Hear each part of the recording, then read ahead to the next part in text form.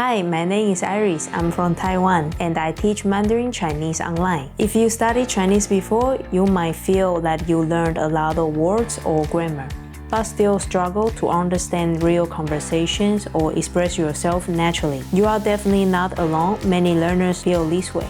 I use a lot of images, real-life situations, and the body language to help you understand meaning naturally.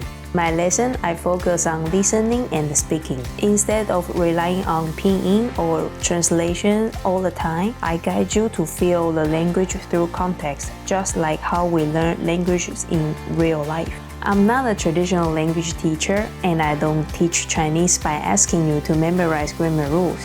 Honestly, I don't think you need to fully understand every rule to start using Chinese. If you are looking for a more nature pressure-free way to learn Mandarin, I will be happy to learn with you.